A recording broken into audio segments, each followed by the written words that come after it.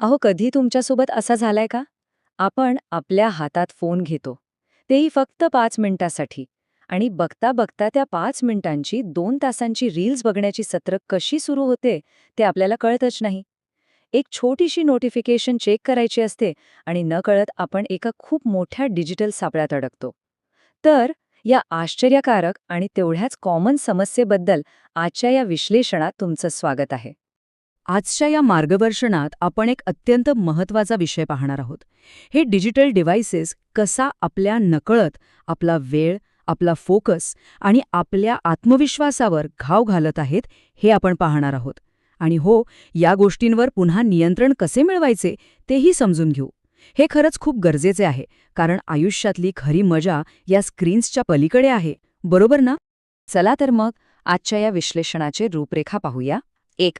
तो लपलेला व्यसनाचा सापळा. 2. नोटिफिकेशन्सवरचे नियंत्रण. 3. फोन दूर ठेवण्याचे फायदे. 4. आपली सकाळ पुन्हा मिळवणे. 5. स्क्रीन टाईम तपासणे.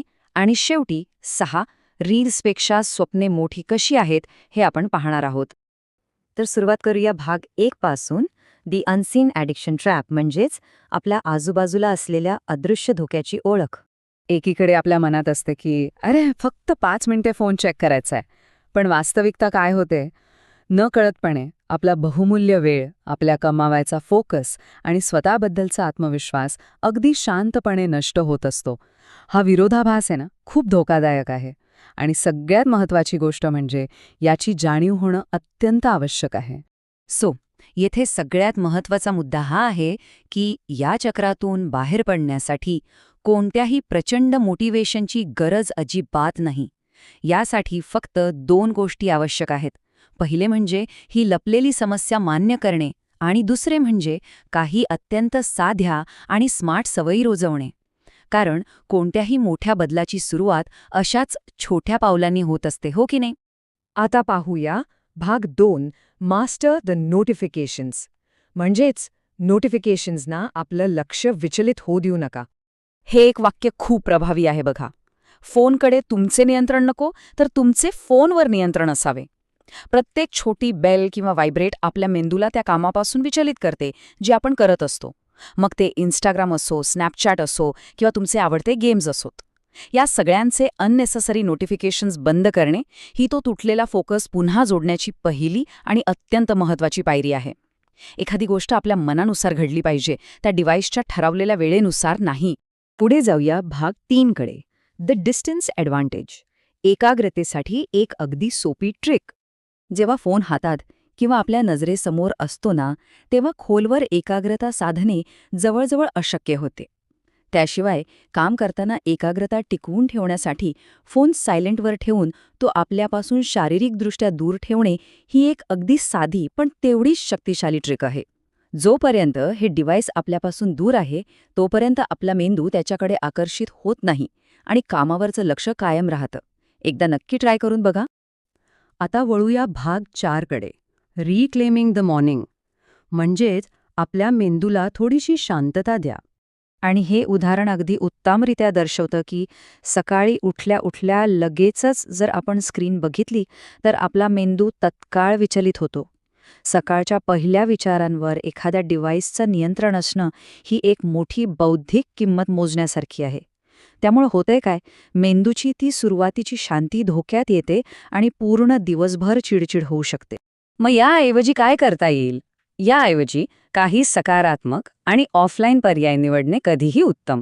जसं की उठल्यावर एक 10 मिनिटांचा वॉक घेणे असो, एक ग्लास पाणी पिणे असो किंवा तुमच्या आवडीचे एखादे शांत आणि पॉझिटिव्ह म्युझिक ऐकणे असो.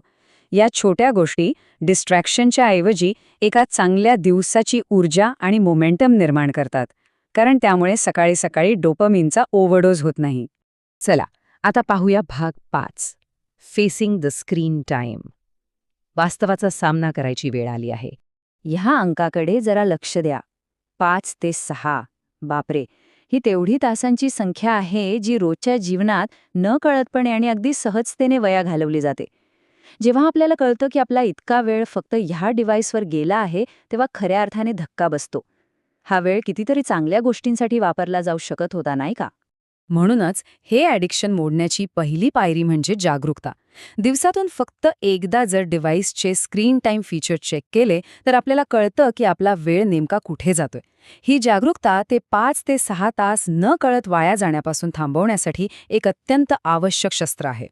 जेव्हा स्वतःबद्दल सत्य कळतं ना, तेव्हाच खरा बदल घडतो. आणि आता शेवटचा आणि सगळ्यात महत्त्वाचा भाग 6, ड्रीम्स ओव्हर रील्स, फोन कमी आणि ध्येय जास्त. येथील हा विचारातील बदल अत्यंत मूलभूत आहे बघा. फोन हा एक सहाय्यक टूल आहे, म्हणजेच एक साधन आहे, आपलं पूर्ण आयुष्य नाही. जेव्हा फोनचा वापर एक साधन म्हणून होतो तेव्हा तो नक्की फायद्याचा ठरतो. पण जेव्हा तो आपल्या जीवनाचा केंद्रबिंदू बनतो तेव्हा तो आपल्या प्रगतीत आणि शांतीत अडथळा निर्माण करतो. ही छोटीशी डिव्हाइस आपल्या जीवनाची मालकीण नसावी हे आपण लक्षात ठेवायला हवं. हे वाक्य अगदी शांतपणे आणि लक्षपूर्वक ऐकण्यासारखं आहे. भविष्य हे रील्सपेक्षा खूप मोठं आहे. आज फोनवर कमी आणि आपल्या स्वप्नांवर जास्त लक्ष केंद्रित करा. ही निवड क्षणिक आनंद देणाऱ्या डिजिटल कंटेंट आणि आयुष्याच्या दीर्घकालीन ध्येयांमध्ये आहे. स्वप्न पूर्ण करायची असतील तर या डिजिटल जगातून थोडासा बाहेर पडणं आवश्यक आहे. शेवटी या मार्गदर्शनाचा शेवट एका विचार करायला लावणाऱ्या प्रश्नाने करूया. सध्या तुमचा रोजचा स्क्रीन टाईम किती आहे? आजचा हा डेटा तुमच्या फोनवर चेक करा.